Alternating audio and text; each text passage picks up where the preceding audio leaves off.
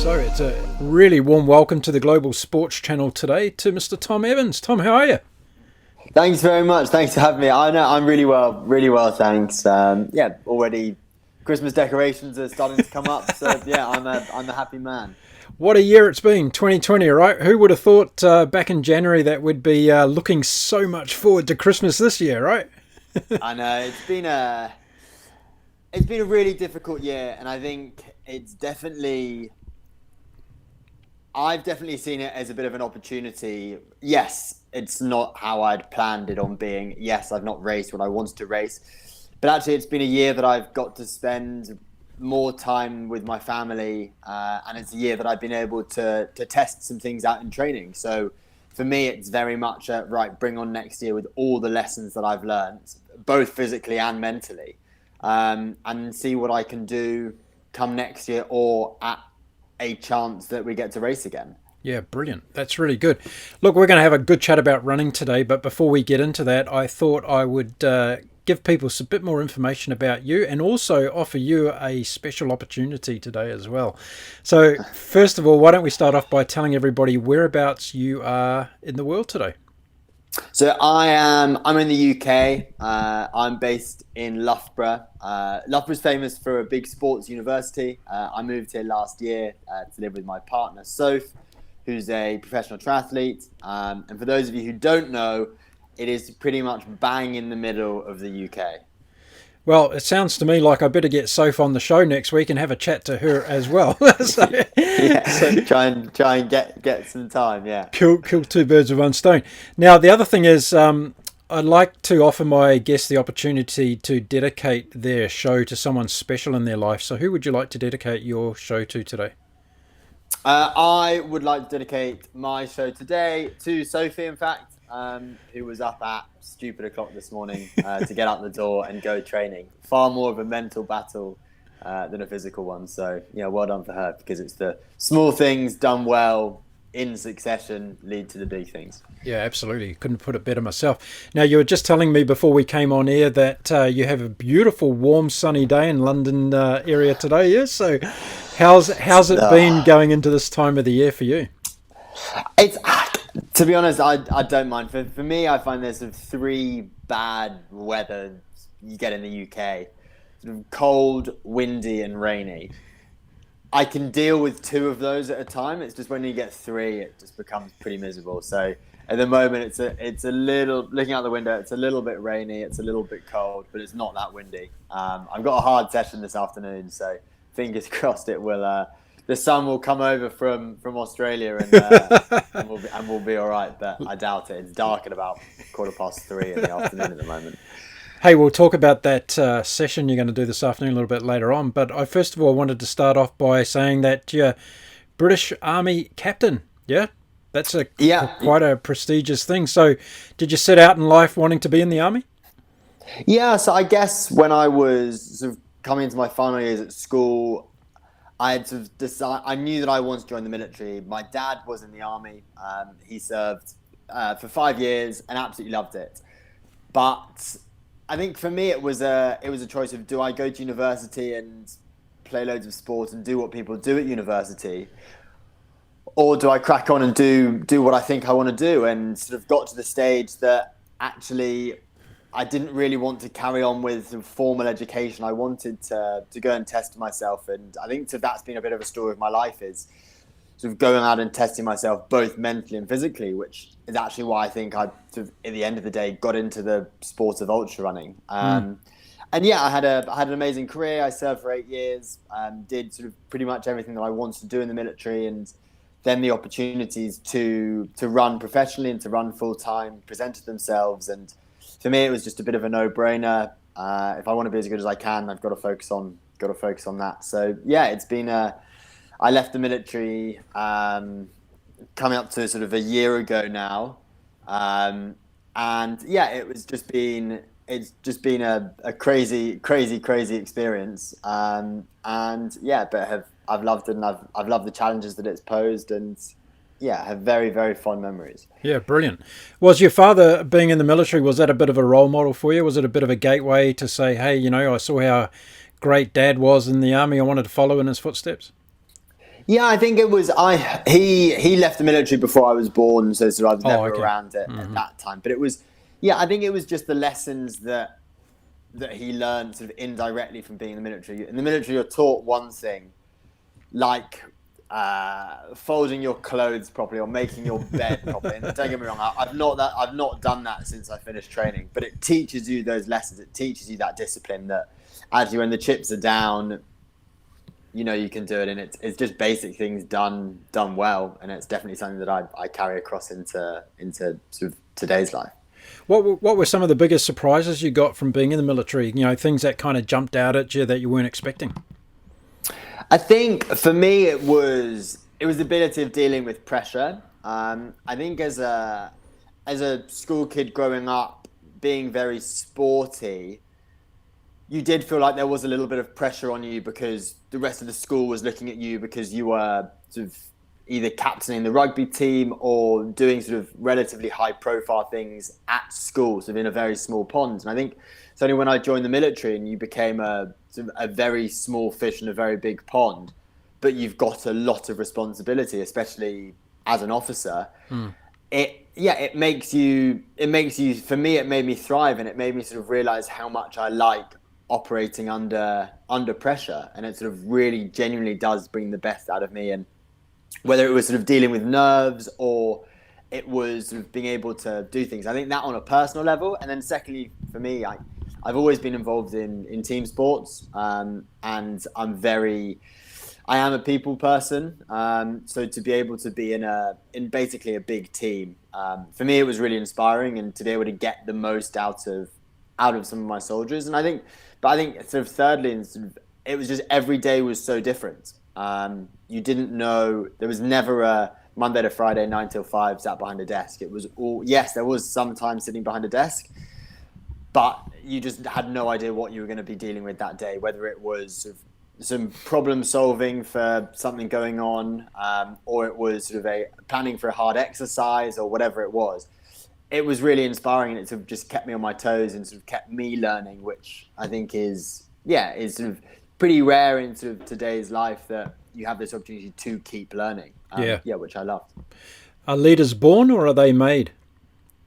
I think I've been asked this a couple of times, and I think there definitely is a mixture of both. And I think a leader is born, but a leadership style is taught and developed. And I don't think, certainly in sort of the line of work that I've been in and now as a professional athlete, I don't think that gone are the days where you can just have one leadership style. I think leadership and leading is all about forming relationships. And you may have 2 minutes to form a relationship. You may have 2 years to form a relationship. And it's how you forge that relationship, and it's how you read the people around you and then get the best out of those people, who therefore then give the best back to you. And then you can then get the best out of yourself and the team. So, yeah, I think it's a bit of both. And it's definitely something that sort of my military career helped me do, is to develop a couple of different leadership styles. So depending on who I'm dealing with, whether it's my partner Sophie, or it's my nutritionist, or it's a prospective sponsor, it's getting to understand getting to build that relationship, and so we can get the most out of it, because I'm not in this game to not be the best version of myself. And in order for me to be the best version of myself, my team around me have got to give me 100%, and I'll give 100% back to them.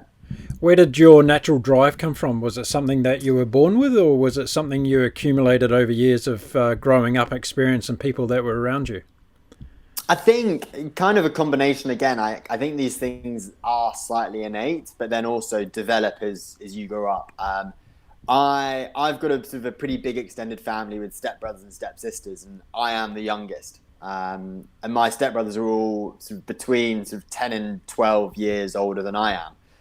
So as a 10, 11-year-old sort of trying to be competitive with a 20, 21-year-old is you are hugely disadvantaged. But I wanted to run against them. I wanted to bike against them. Like, we'd play on the same football teams, and there must have been points where they just thought, oh God, this is horrendous. We've got a 10-year-old stepbrother who just wants to hang out and just be like us, which it definitely was. But probably sort of when I sort of turned 13, 14 was when I sort of started beating them. So I think the competitiveness started then, and then sort of going to sort of proper school when I was 13. Yeah, I was always really sporty and sort of just thrived on the sports pitch, and obviously that's incredibly competitive. Yeah. And yeah, and then I guess joining the military, you've got to be competitive because you want to be the best, and you want to sort of prove to yourself and to the team around you that you are, whether it's the best or just the best version of yourself. And I think a lot of the time you've got a team around you, but then it's that sacrifice, it's those sort of early mornings, those late nights that people aren't necessarily watching and looking. So that's the difficult bit for motivation. And actually for me, I thrive on that. I love working hard. Like I was up at 5:30 this morning to run, just so I've got enough recovery before this afternoon. Yeah, right. And it's sort of putting myself out of bed, being like, right, are my competitors doing this? Yeah, they might be. But it's sort of me, can I look at myself at the end of the day and be like, did I give everything today? Yes, I did. And that, for me, that helps to keep me really motivated. So when you were running around as a 10-year-old being chased by or you were probably chasing your stepbrothers around at that stage, what was the favourite sport that you were starting to lean towards? Was there one particular sport or you just loved doing everything? To be honest, a bit of everything. Like I had an incredibly fortunate upbringing, and my parents gave me the opportunity to try every sport. So from sort of the standard like rugby, football, or soccer, cricket. So I guess like out of those three main sports, rugby was definitely my sport. And I dread to think, speaking to a Kiwi, I was fortunate enough to go to New Zealand on a rugby tour when I was 17. Right. And that was just incredible. And yeah, so played sort of those major sort of team sports, but then sort of I've tried sort of sailing, horseback riding, climbing, judo, boxing. So I've tried absolutely everything, and I've just really enjoyed, I guess, getting to learn in these different disciplines. I think it's, and you see with professional sports teams, they don't just look into their own sport. And I think if you take sort of when England won the Rugby World Cup in 2003 and Clive Woodward came on board, it was very much the rugby is obviously important, but it's those extra sort of 1, 2, 3% outside of that. It's getting a brain coach in, and it's getting a hand-eye coordination coach in, and all of these things. And I think coming from being able to play so many different sports and having learned so many valuable lessons in such different environments, I think really gives me that opportunity to put those into practice when the chips are down and I don't sort of really have anything to relate directly to that sport, but I've probably learned it from another lesson in another sport. Yeah, you bring up a really good point. And I think in terms of over the last 10 years in particular, we've seen this whole concept of marginal gains becoming a really big thing across all sports. You mentioned the mighty All Blacks, who haven't been performing up to their usual level in the last couple of weeks, but they'll bounce back this week against the Pumas, I'm sure. But it's interesting to see teams like that, and you'll be aware of it across different sports as well, adopting things like meditation, like yoga, doing a lot of these other things that just add those marginal gains to the overall performance, right?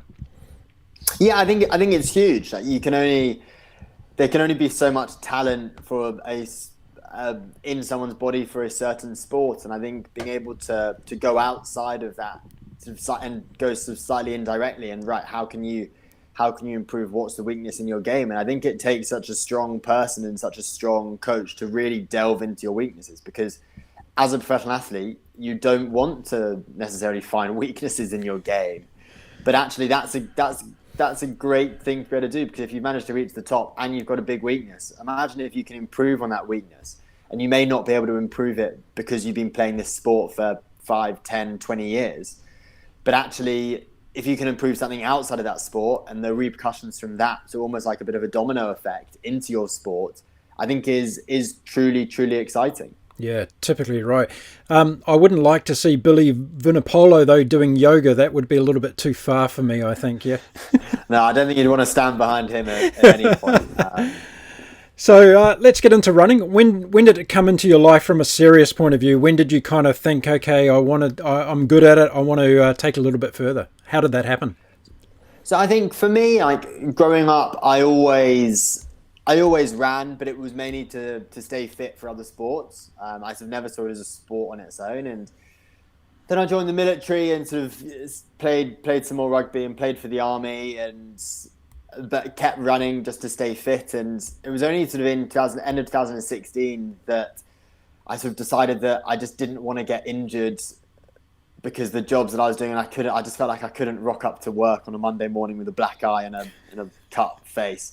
But needed something to challenge myself. So I thought, right, let's do some endurance sports. It can only help my military career because I want to be as fit as I possibly can. So did sort of a couple of triathlons and enjoyed them, but I was pretty useless at swimming. I sort of just muscled my way through the swim, and then I was then good on the bike and better on the run. So just thought, right, why don't I just run? So ended up signing up to a famous race called the Marathon des Sables, that is a 5-day multi-stage self-supported race across the Sahara Desert, and didn't really do that much training and did no specific training whatsoever. So hang on a minute. You've cut out a lot of the story here, because when you go from doing a couple of triathlons to deciding, no, this is not for me, I'm going to go and do the Marathon des Sables, there's a little bit of a gap there in terms of the overall goal, right? So why did you choose that race?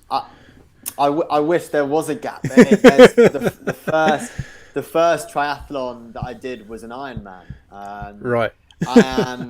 I'm so naive with these challenges that I just sign up to them. I'm then so stubborn that I'm just going to find a way to do as well as I possibly can. And if that's through doing more training or it's just through just beasting myself come race day, then that's it. And then, so yeah, it quite literally was, I had friends who did Marathon des Sables.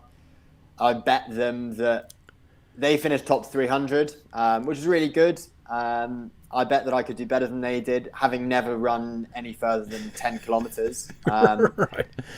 6 months later, I'm there on the start line, and I end up being the first non-Sub-Saharan African male to finish on the podium in the race. Wow. In my first ever ultra marathon. And so I guess it was kind of at that point that I thought, okay, there's some talent here, but didn't really understand it and didn't really sort of realize that this is something that you could do. I thought it was sort of just it's just running long distances. And then throughout the rest of 2017, got offered sort of the opportunity to do some other races sort of over in Europe, sort of 100-kilometer distance in the mountains, which I absolutely loved, and went to 2018 after having a good 2017, but nothing sort of spectacular, and learnt loads. And 2018 had a great year, sort of won pretty much every race that I did and set course records in most of those.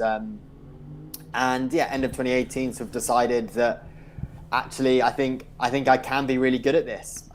So it was at that stage that I sort of packed up my military career and had to serve sort of a final year in the military. But they were amazing. They sort of, for the last 6 months, I was pretty much a full-time athlete anyway. And yeah, and that sort of I left the military in July 2019. And yeah, and here I am today doing a podcast as a professional athlete. I still sort of quite. It's been a whirlwind journey. Certainly has. Yeah, I've just absolutely loved it. Let's go back to some of those things, because you've run through them as fast as you probably run in the races, and I want to, for the sake of the audience, touch on some of the details that I'm sure they're really interested in. Marathon des Sables is something that I've looked at myself. I'm a guy that's run over 70 marathons in my life and a few ultras and done all that sort of stuff, and I've got 9 Ironman triathlons under my belt as well. But I look at that race and I go, oh, not for me. So was your success there based around some of the naivety of just not knowing too much about it? Do you think?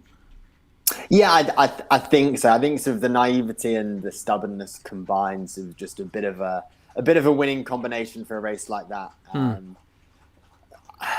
It's such a difficult one because Marathon des Sables is so split between you're doing it to complete it and you're doing it to compete in it.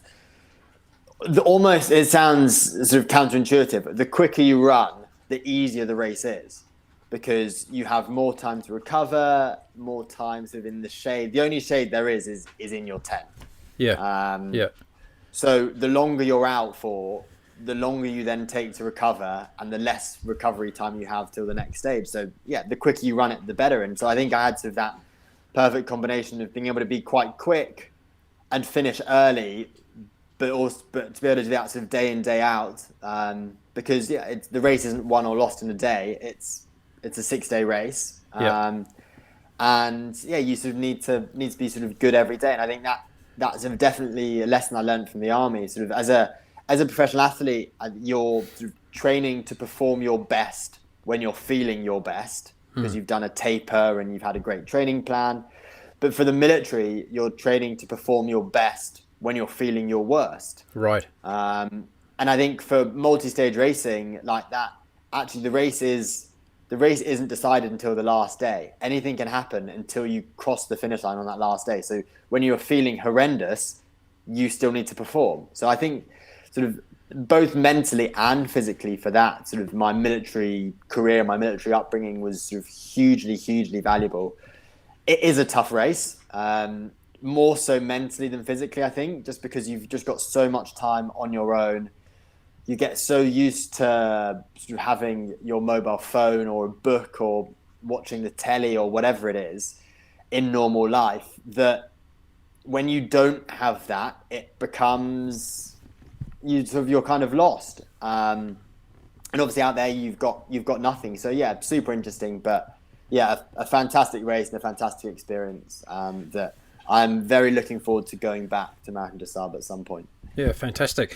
For those people listening and watching today, Marathon des Sables, 251 kilometres across the Sahara Desert, a 6-day, multi-day race, and some very unique conditions attached to it as well. I've done my homework on you, Mr. Evans, and I know that you're very, very methodical when it comes to preparation, and you believe strongly in making sure that you're well prepared. So were you running around Loughborough with sand in your running shoes to prepare for that race? How did you prepare for that? So that methodical, I guess that all started after Marathon. Okay.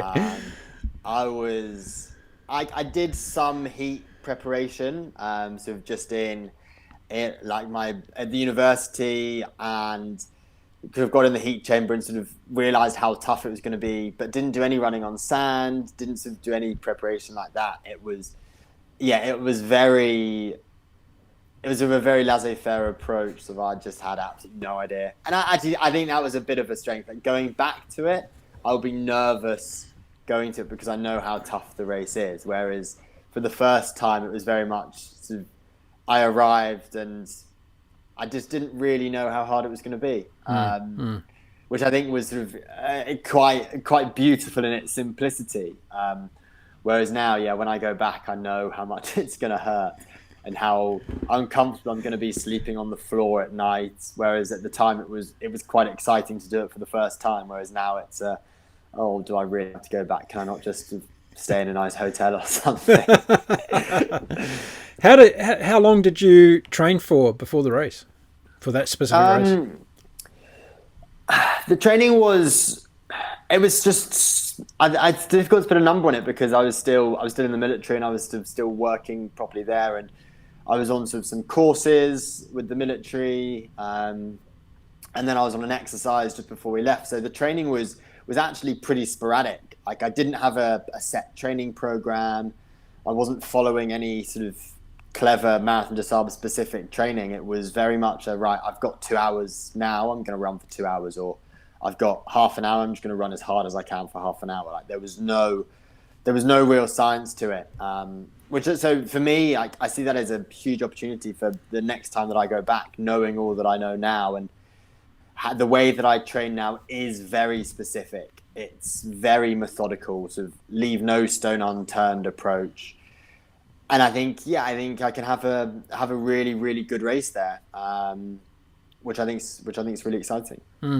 So in terms of getting on the start line, are you someone that looks at the race in sections and takes let's just get through today, let's live in the now, let's focus on that, not looking at the big picture? Is that how you break down a race like that? Yeah, very much. And to be honest, that's how I break down every race. Whether it's a 100 mile or a 100 kilometer or a half marathon, I break it down because I think mentally looking at a big problem, it's if you're at university and you have sort of your big dissertation, then you wouldn't just see it as one. You'd see it as sort of an introduction, some different sort of chapters, and however you're going to do it, and then a conclusion at the end. But you'd break it down. You wouldn't. It would just become so difficult if you saw it as just as one problem. So yeah, that's what I do with running. I sort of break everything down into sort of bite-sized chunks that I can sort of digest and manage. And it really doesn't seem too overwhelming, I guess. So yeah, with a race like Marathon des Sables, it's very much a day at a time. Don't really worry about tomorrow, but make sure you leave enough in the tank. Don't empty on day one. Don't even empty on sort of the penultimate day, because yeah, like I said, these races aren't won or lost until you cross the finish line on the final day. So yeah, it was very much maybe not even a day at a time. It was right, this section of this course, right, let's focus on this 5 kilometer section, and then right, we've done that one, now the next 5 kilometers, and then the next 5 kilometers, and so on and so forth. And I think a lot of these ultra endurance events are so much more mentally demanding than physically demanding, and there's a lot. Yes, I'm fit. I run a lot. I've probably got sort of fairly good genetics for running, and my body's robust, and I'm able to run mileage. But actually, it's the mental game that really separates these elite runners, sort of who are finishing on the podium and then who are finishing in the top 10. And like, I guess an example I would give, like we spoke a little bit about my run this morning, 5 miles easy, but I did this 5 miles easy on a 350 meter grass loop going around a football pitch. Right. Like 18 and a half laps, which is pretty mind-numbingly boring, but no music. And I think it's those mental battles, those little mental victories that you can get when you're training, that actually come race day, when you've got people who are interested, who are watching you do these things, people cheering, whatever it is, that then becomes really easy. And yeah, racing is, yes, you may go into it may be really difficult, it may be really tough, but racing is the easy part. And it doesn't last that long. Even if it's a 6-day race, you might do a 4-month training block into it, and actually 6 days out of 4 months is nothing. So yeah, I think being able to sort of knowing what I know now, sort of after that race and subsequent races, like, have learned so much and put it into practice when I'm preparing for ultra marathons, but also at the moment sort of preparing for half marathons and for the marathon. Yeah. You must find half marathons and marathons rather boring, do you? I don't know. It's so, like, I'm such an analytical runner, and I love data, and I love data analysis, and I love running to splits and working things like that out. Whereas in ultra running, I don't really get to scratch that itch. Like, I am a data nerd, I guess. And in ultra running, sort of data doesn't really matter. You sort of kind of just go off feel. But I think for half marathon and for marathon, like, I absolutely love the data. And I love the hard nature of the sessions, and being so close to the edge the whole time. You learn so much. And I think when I then step back onto the trails, sort of middle of next year, I think it's going to be really, really exciting with that sort of extra speed and sort of that speed and strength endurance to go back onto the trails. Yeah, I think it's really exciting, and I'm really, really looking forward to it. You've talked about your background in the military and how you feel as though that's prepared you psychologically for a lot of these races. You see people also like David Goggins, who comes from that background as well, who's a hardcore ultra guy as well. What's the difference, do you think, in terms of, I've seen you quote 99% of this is psychological. Do you really believe it's that much, 99%? Yeah, 100%. I think, especially when you're operating at an elite level, like, yes, genetically and physically, there is a difference between me and my next door neighbor. And I'm not saying that he couldn't get to a really good physical shape.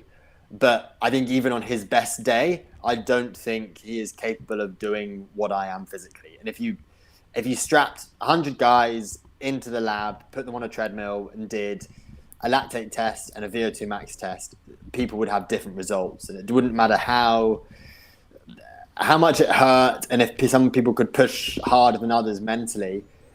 Physically, people are different, and I think that's the beauty of it. And I've got some of my strengths are different to my competitors' strengths, and their weaknesses are different to my weaknesses, and vice versa. So I think that will only get you so far in an elite field, where actually all of the top 10 ultra endurance guys in the world probably got very similar data readings for VO2 max, and could probably run at this good dose of similar workouts and are as fit as each other. But races are won and lost by 10, 15, 20, even an hour. And that doesn't come physically, that comes mentally. It's how much do you want this? And two, what are you prepared to give during the race in order to achieve this? And then this then goes into the training. How willing are you prepared to suffer in training? Or are you going to listen to your body if you've got a little bit of a niggle, or are you just going to crack on because physically you think you need to get there? Yeah. But actually, if there's one thing that I've learned in this lockdown year, it's training harder doesn't necessarily mean training better. Training more sensibly is training better. And if that means running slightly less one week because you've got a sore foot, or swapping some runs for bike, or just taking a day off. People are scared of taking a day, 2 days, a week off. But actually, a lot of small injuries can be sorted in a day or two if you sort of stop it right away. And I think it's just having that confidence to be able to say, like, right, I've got a sore calf or sore hamstring. I'm going to take 3 days, a minimum of 3 days off now. And then after 3 days, I'm going to see how it is, but I'm not going to rush, because actually I'm not losing any fitness in 3 days whatsoever. Like, I train 340 days a year. And if I take another 5, 6, 10 days off, it's not going to affect me massively. Yes, I wouldn't want to take there are some key workouts that I want to do before certain races, and in an ideal world, I wouldn't miss those. But if you do miss those, it doesn't mean that the race is going to be a complete disaster. Yes, you might have done better, but actually, under the circumstances, you can only do as well as your body would let you. So that's where I think mentally it really comes in. It's being able to have that confidence to sort of sit back and relax, but also to be able to get up early in the mornings and run around 354 meter grass loops when it's dark and raining and cold, and just bore yourself to death. You talk about your hunger for the data analysis side of your training and all that you're doing.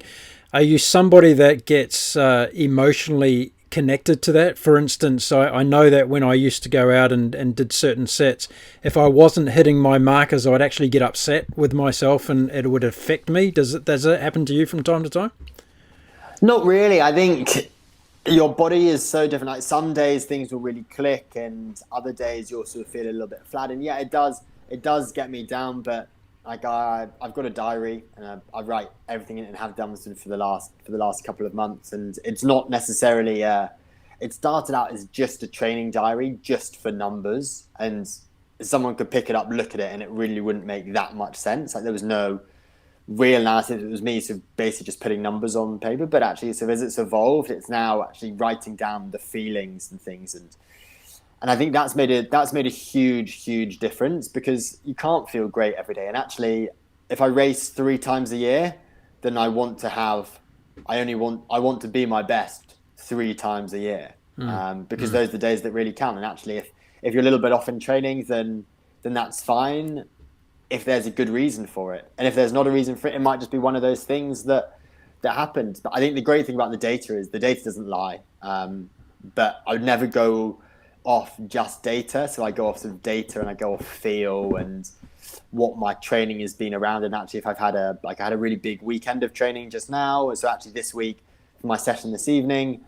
Is it going to be as good as I want it to be? Who knows? All I can do is sort of run at the right heart rate, and if that equates to the right pace and to the right effort level, then that's brilliant. And if not, then not. Like, it's not the end of the world, because races aren't won and lost in one session. Like, consistency is the key. And I want to be able to, I don't want to completely bury myself in tonight's training session, for example, because actually Saturday's session is going to be as important, and then as is next Wednesday's session, and so on and so forth. So yeah, I think just having that confidence to be like, actually, yeah, today wasn't the day, it's not happening. But then also to some days to be like, yeah, today's not the day, but then other times to genuinely know, like, right, stop being pathetic, knuckle down, get through this.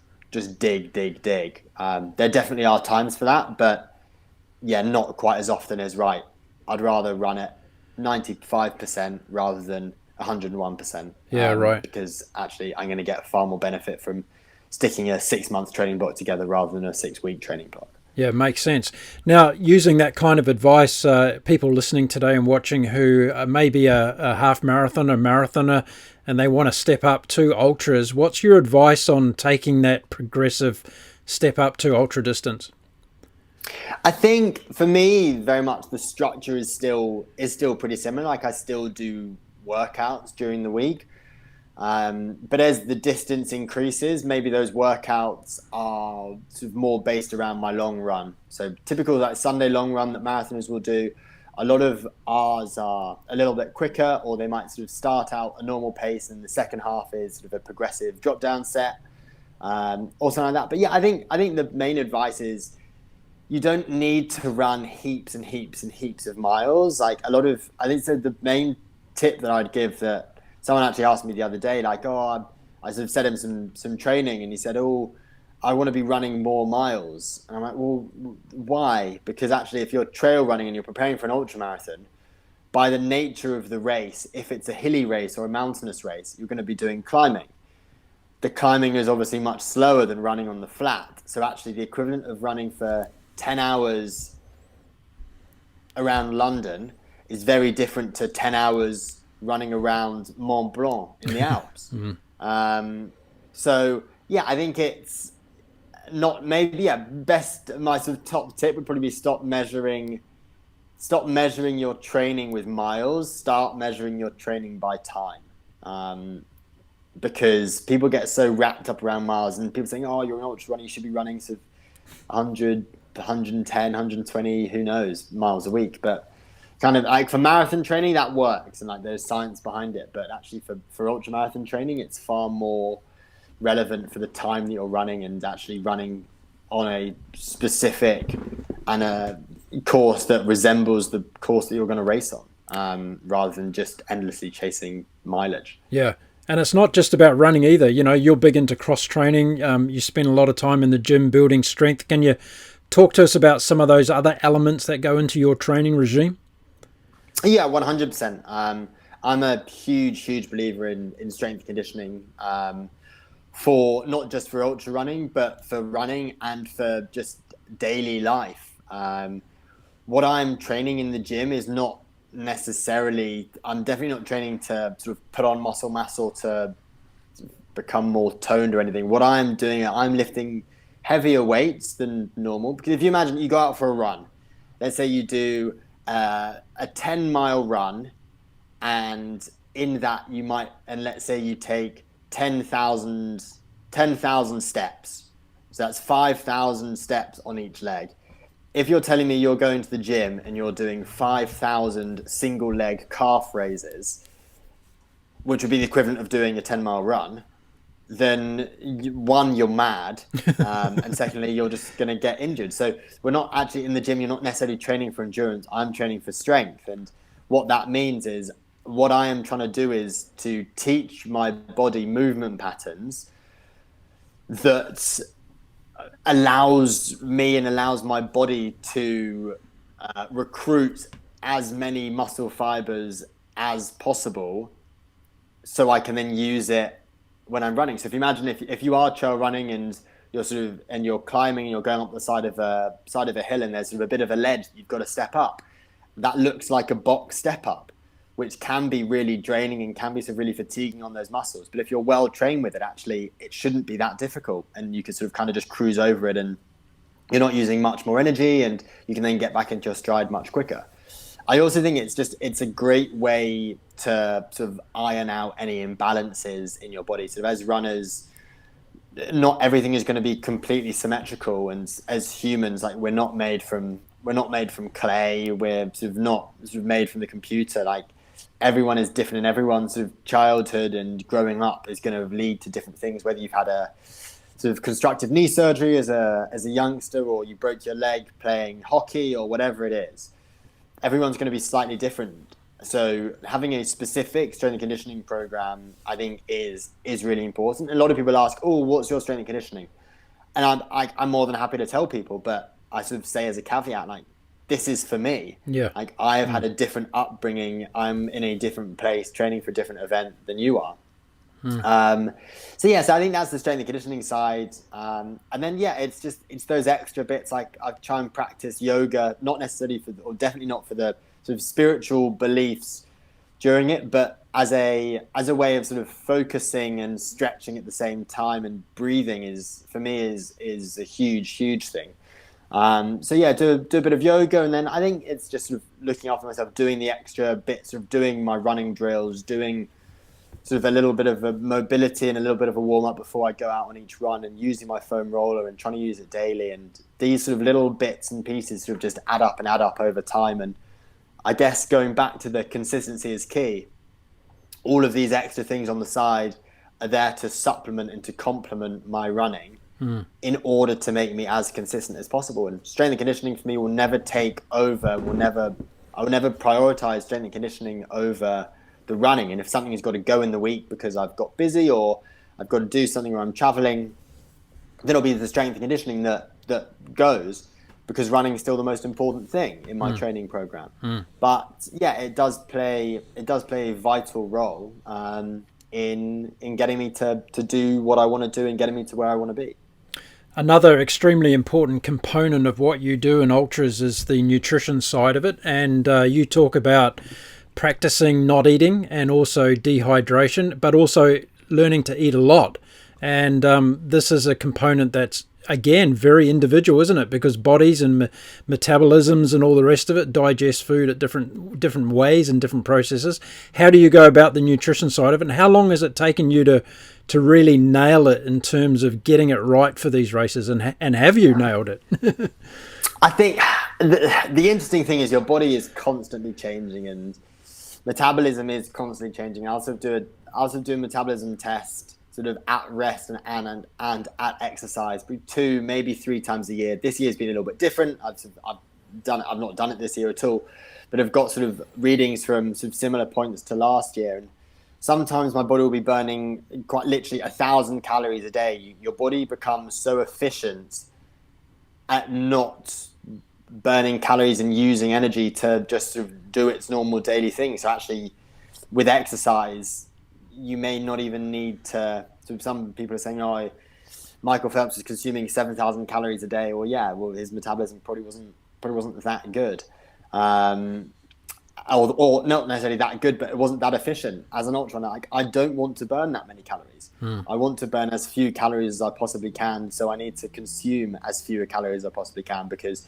most of people's races end up going bad when they get stomach issues, and it's a real threat when you're ultra running, because a lot of the places that you are either hot or cold, and it's sort of more difficult to consume calories when you're there.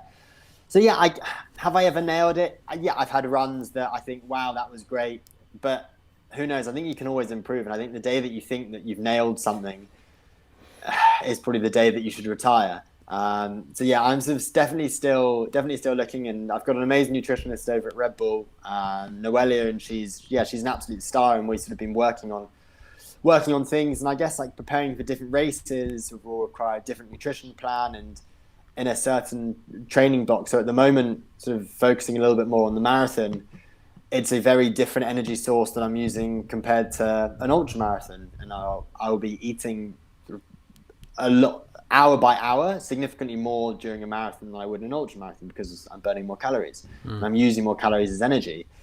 But yeah, it's super interesting, and I think nutrition is one of those key elements that sort of people sort of think about last minute. I've got a race. Oh, where are the gels that I've used a couple of times? But it should be an everyday sort of question on your mind, not just with what you're eating, but how you're training with this food and when you're using this food in and around your training, just to make sure that you get the most out of yourself. And it's really interesting at the same time. Yeah, brilliant.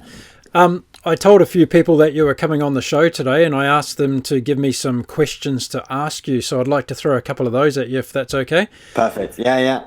One of them was, and I thought this was quite interesting, they obviously went onto your website and had a look at where you've done races around the world and what you've been involved in.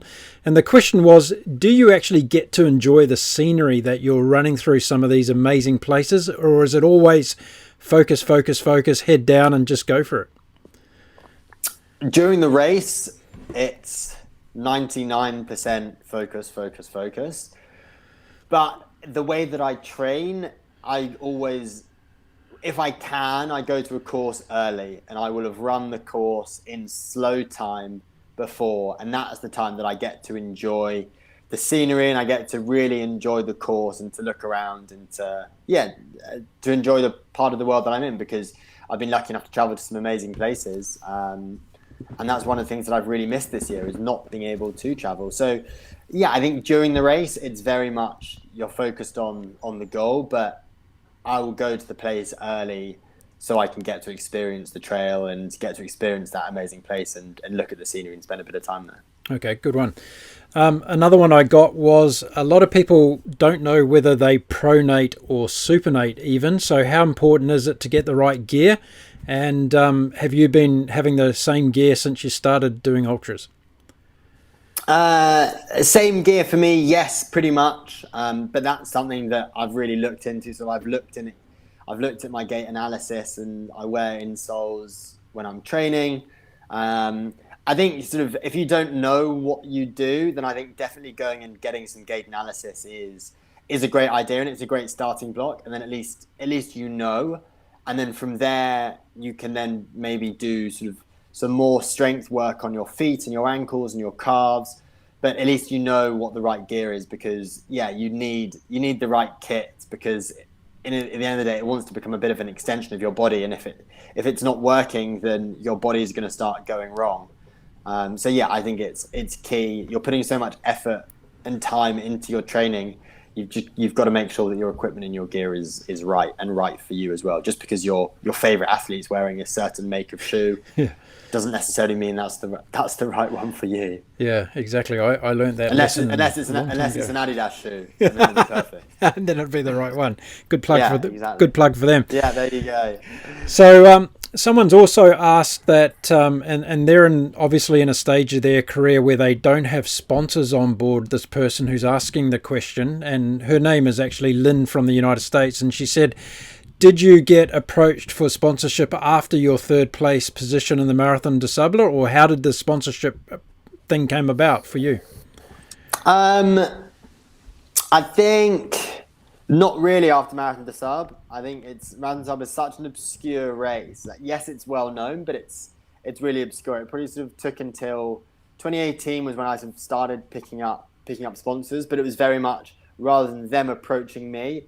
I dread to think how many emails I have sent to brands, 99% of which don't reply. Yeah. And funny enough, I've just renewed my contract with Adidas, which I'm really excited about. It's another 4 years with them, but had some interest from other brands, and sort of people sort of messaged me sort of through social media or just through my email saying, we'd be really interested in talking. I'm like, funnily enough, like, I actually emailed you 2-3 years ago, and I never had a reply. I wanted to work with you, but you didn't have the courtesy to reply. And like, I'm so sorry, that must have slipped through the net. And you just think like, well, you want me when I'm at my best, but actually you're going to have to deal with me when I'm at my worst as well.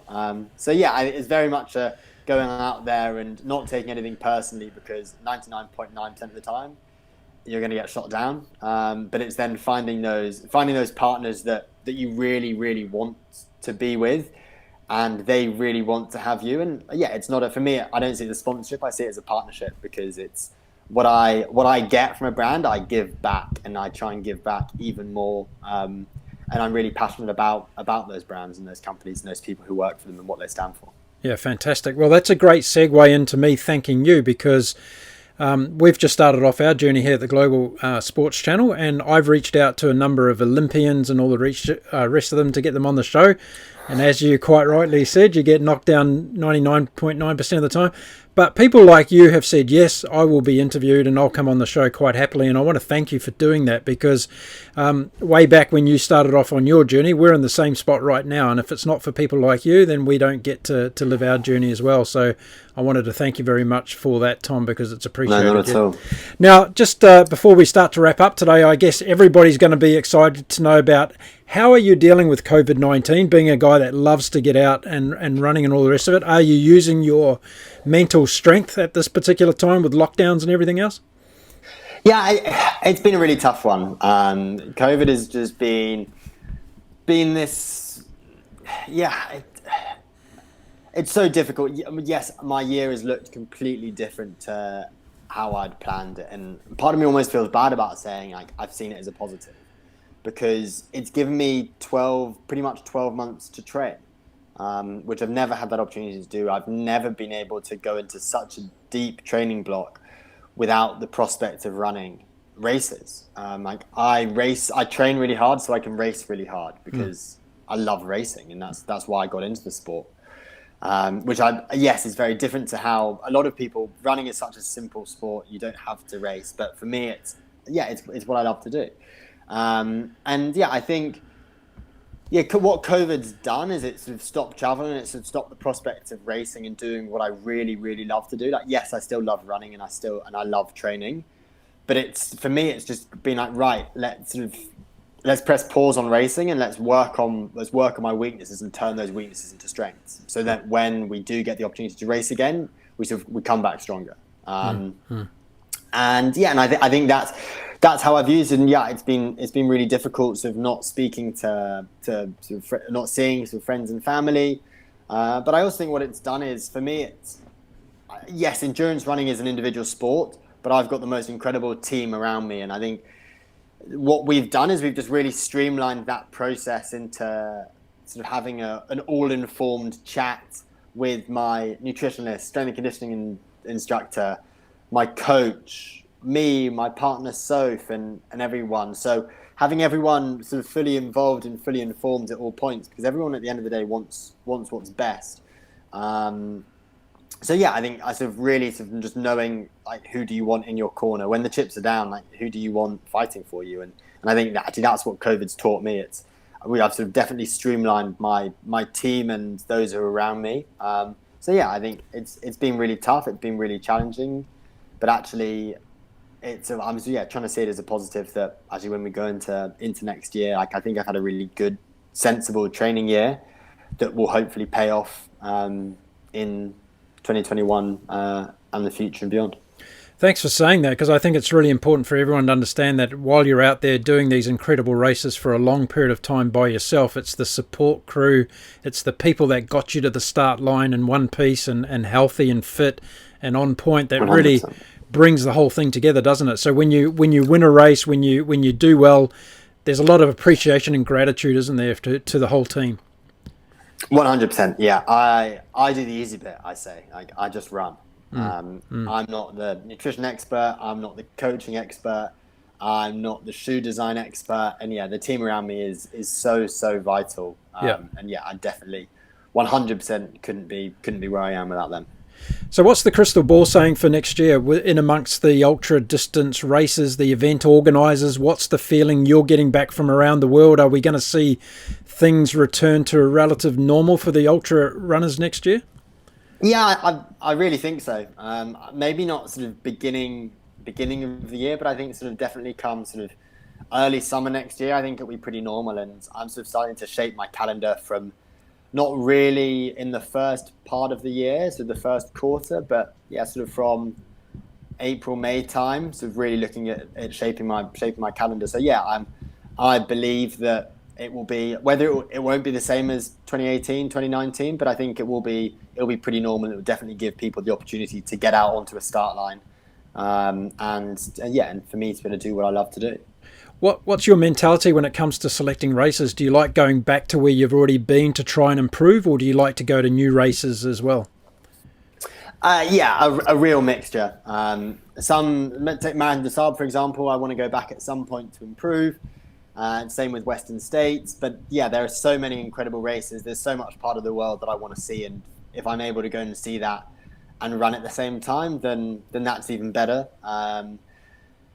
I guess just sort of piecing together what races work best, building up to other races. So I wouldn't go from a fast training block and then go and run a slow race and vice versa. So I guess sort of the theme for next year is all going to be sort of slightly faster races, because I've had this year to train and to train well and to train a little bit faster than I might normally have done. I think it's really exciting, and there are just so many different races to choose from. It's just trying to make sure you pick the right ones and not too many, and not overdo it in what's hopefully going to be a great year. So where can our audience get to hopefully see you first off next year? What's the first one you're going to try and tackle next year? So the first race isn't actually an ultra. I'm racing the British Olympic Marathon selection event for the Tokyo Olympics. Okay. Which is 26th of March in just outside London. We'll roll the dice and we'll see what happens. It definitely wasn't the plan 12 months ago, but with COVID and everything happening, I think I sort of put myself in as good a position as I'm ever going to be in to run a really quick marathon, and better do it in an Olympic selection event, in an Olympic trial. I think is really exciting. Yeah, fantastic. So what's that, a sub 2:12? Is that what you're targeting? Yeah, 2:11:30. 2:11:30, right? So it's basically got to finish in the top two and run sub 2:11:30. Okay. So the parameters are there. You know what you have to do to do it. If you do it, brilliant. And if you don't, then I'm going to go back onto the trails a much better, much stronger, much quicker athlete. So for me, it's a bit of a win-win. Just really looking forward to sort of embracing the marathon programs and seeing what happens. Brilliant. Okay, well, on behalf of all of our crew, we wish you all the very best of luck for that. We'd love to check in with you after that, Tom, and get you back on the show some stage, and you can tell us how you went. But thanks very much for giving us your time on the Global Sports Channel today. I could speak to you for another couple of hours about all the things to do with running, but I'm sure you've inspired a lot of our audience, and I really want to thank you very much for that. Brilliant. No, thank you very much for your time, and best of luck, and hope that the channel sort of goes from strength to strength. So I'm sure it will, because we have no finish line here at the Global Sports Channel. Perfect. Thank you. There we are. Tom Evans joining me today from a very chilly Loughborough in the UK, and he just told me off air before we finished that he's going to head out for a run, so I'm sure that doesn't surprise anyone. So there we go. He's going to be trying for the Great Britain team for the Tokyo Olympics in the marathon distance. He pulled that one out of nowhere, so we're going to be following him, and he's agreed to come back on the show after that race to tell us all about it and what he's going to be doing in the ultra distance races in 2021. Hope you enjoyed that episode from the Global Sports Channel. If you haven't checked out our website yet, please do so. globalsportschannel.com. We're also on social media, Facebook, Twitter and Instagram. Sign up, let us know what you think of our content, give us some feedback about the episodes. If you wanted to ask a particular question to one of our athletes, do so. We have virtual Q&As coming up where you can actually have a chance to get online and ask these questions directly to these elite level athletes from across the world. Well, that's it for this particular episode. My name is Mark Philpott. I'll be back again with you all soon with another episode from the Global Sports Channel. Until then, stay safe, stay happy and stay focused, everyone. Bye for now.